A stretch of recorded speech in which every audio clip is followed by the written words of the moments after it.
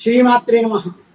నిత్యానందకరీ వరాభయకరీ సౌందర్యరత్నాకరీ నిర్ధూతాఖిల ఘోర పావనకరీ ప్రత్యక్ష మహేశ్వరీ ప్రాళేయాచల వంశ పావనకరీ కాశీపురాధీశ్వరి భిక్షాందేహి కృపావలంబనకరీ మాతాన్నపూర్ణేశ్వరి.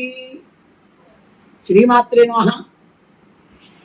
సాధారణంగా అన్నదానం జరిగే ప్రతి చోట ఈ శ్లోకాన్ని చెప్పుకుని సద్బ్రాహ్మణులందరూ కూడా, సదాచార సంపన్నులందరూ కూడా భోజనాన్ని పరబ్రహ్మ స్వరూపంగా భావించి స్వీకరణ చేయడం జరుగుతుంది.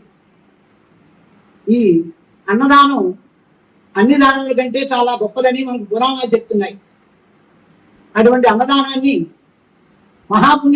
పుణ్యక్షేత్రమైనటువంటి అన్నవర క్షేత్రంలో సత్యనారాయణ స్వామి వారు వ్రతాలు ఆచరించినటువంటి సద్బ్రాహ్మణులు, సదాచార సంపన్నులు ఈ అన్నవర క్షేత్రంలో ఉన్నటువంటి అన్నదాన సత్రంకి, బ్రాహ్మణ అన్నదాన సత్రానికి వచ్చి భోజనం చేయడం జరిగేది.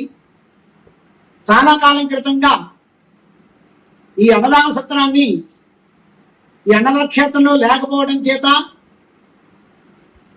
సుమారు ఒక 35 సంవత్సరాల క్రితంగా అన్నదాన సత్రాన్ని అప్పుడు ఉన్నటువంటి వ్రత పురోహిత పెద్దలు, అర్చక స్వాములు, అర్చక పెద్దలు, వేద పండితులు కలిసి భక్తులు ఇచ్చినటువంటి విరాళములతోటి అన్నవర క్షేత్రంలో అన్నదాన సత్రాన్ని ఏర్పాటు చేయడం జరిగింది. నిరాటంగా కొనసాగుతూ గత 8 నెలల క్రితంగా, ఇంచుమించుగా ఒక ఏడాది క్రితంగా అన్నదాన సత్రాన్ని అనివార్య కారణం చేత నిలుపుదల చేయడం జరిగింది. ఈ మధ్యనే 8/8/2024 తేదీన అన్నదాన సత్రాన్ని పునఃప్రారంభం చేయడం జరిగింది. మా ప్రక్కనున్న వారు నాగవెడ్ల కామేశ్వరరావు గారు, వారు ప్రస్తుతానికి ఈ అన్నదాన సత్రానికి అధ్యక్షులుగా వ్యవహరిస్తున్నారు. అన్నవర క్షేత్రంలో వ్రతం చేసినటువంటి బ్రాహ్మణులు, సద్బ్రాహ్మణులు, సదాచార సంపన్నులు ఈ అన్నవర క్షేత్రానికి విచ్చేసిన తరువాత, వ్రతం పూర్తయిన తర్వాత బ్రాహ్మణ భోజనం చేయాలనే భావం వారు కలిగినప్పుడు చాలా మంది కిందకి వచ్చి భోజనం చేయడం జరుగుతుంది.